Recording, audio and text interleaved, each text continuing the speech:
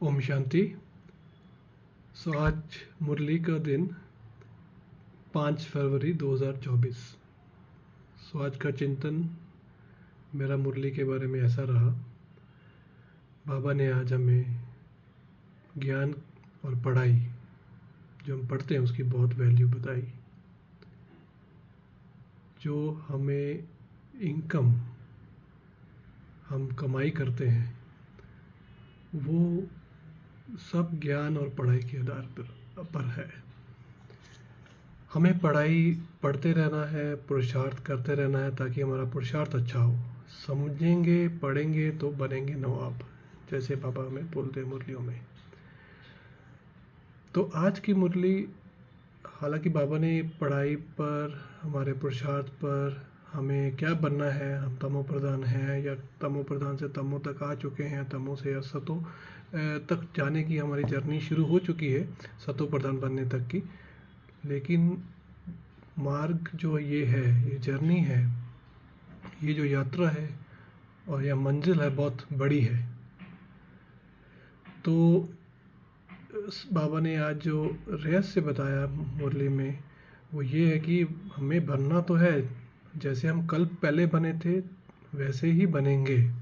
ये बाबा को भी पता है और हमें बाबा ये जानते हुए भी पुरुषार्थ करवा रहे हैं।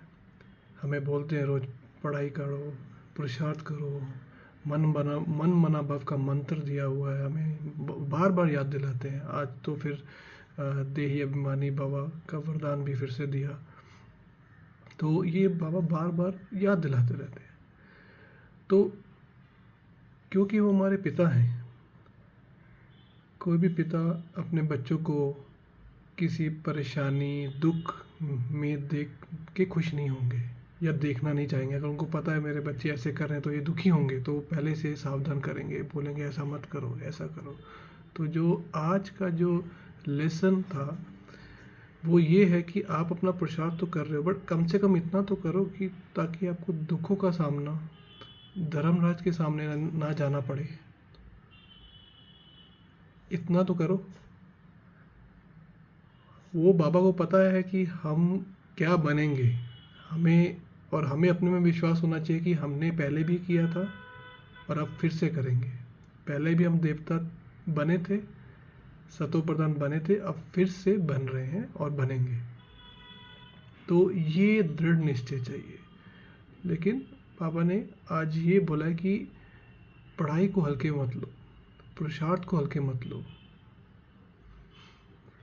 हमें बनना, जो भी बनना है वो हमारे पुरुषार्थ अनुसार। तभी बाबा ने नंबर वार बोला है। आज जो टाइटल में बाबा ने नंबर वार, जो प्रश्न का उत्तर था उसमें नंबर वार बोला है, नंबर वार सतो प्रधान बनेंगे।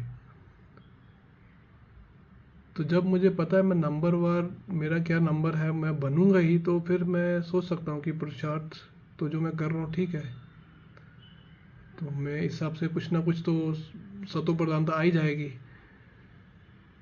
लेकिन बाबा ने ऐसे हल्के में लेने से मना किया है, क्योंकि हम जैसे ही हल्के सोच के कि जैसे पहले बने थे और हमें दृढ़ निश्चय भी है कि हम फिर बनेंगे, बट पुरुषार्थ छोड़ दिया, हल्के हो गए, तो वो कुछ और हो जाएगा।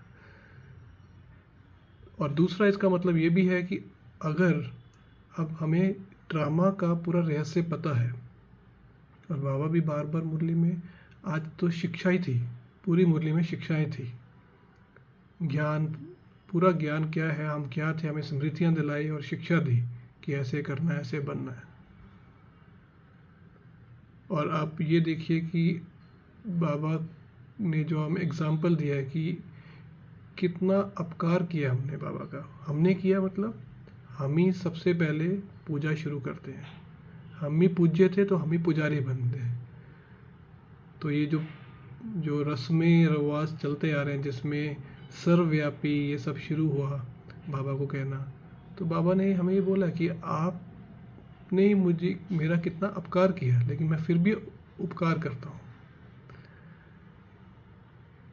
आप मेरे बच्चे हो, ये ड्रामा में नूंद है, ऐसे होना ही है, हमने नीचे उतरते आना है। लेकिन जब मैं आता हूँ मुझे पता है तुमने क्या किया, लेकिन उसके बावजूद भी तुम मेरे बच्चे हो। अपना संबंध बताते हैं बाबा, हमें स्मृतियाँ दिलाते हैं और फिर बोलते हैं कि सब मतें छोड़ो, जो पहले की तो तुमने शास्त्र पढ़ लिए, उसको भूल जाओ। क्योंकि वो ड्रामा में था ऐसा करना, भक्ति करना। और हम बाबा ने भक्ति को इम्पोर्टेंस भी दी है। जो भक्ति करेंगे वही ज्ञान समझ, जिसने ज़्यादा भक्ति की होगी वही ज्ञान समझेंगे। वैसे तो जिसने 84 जन्म लिए हैं वो तो समझेंगे, बट बाबा ने ये भी बोला जो भक्ति जिसने ज़्यादा की होगी वही ज्ञान समझेंगे। तो इसका मतलब हमने भक्ति करके कुछ गलत नहीं किया, वो ड्रामा का प्लान था। बट वो ड्रामा में अभी हम कहाँ पहुँच गए बाबा में वो बता रहे। अब आप यहाँ पर पहुँचो, कैसे पहुँचे वो बता दिया, लेकिन उसको वापस हमें ऐसा क्यों हुआ, हमें ऐसा नहीं करना था, हम तो शिव बाबा के बच्चे थे, उन्होंने हमें इतना ज्ञान दिया था कल पहले और हमने उनकी गलानी की। बाबा कह रहे ये सब ड्रामा है, उसको छोड़ो। अभी जो तुम अगर मुझे पहचान गए हो तो तुम सिर्फ पुरुषार्थ और पढ़ाई पर ध्यान दो, इनकम पर ध्यान दो।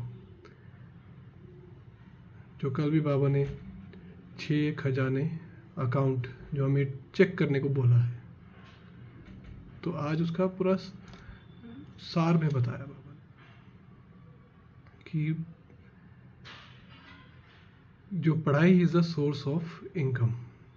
इस जन्म में वही हमारी सोर्स ऑफ इनकम है। और कुछ अगर हमें लगे कि पैसा आ रहा है या किसी से कुछ मिल रहा है और वो हमें खुशी दे रही है तो कुछ गलत हो रहा है, वो ज्ञान हम नहीं समझ पा रहे उसको।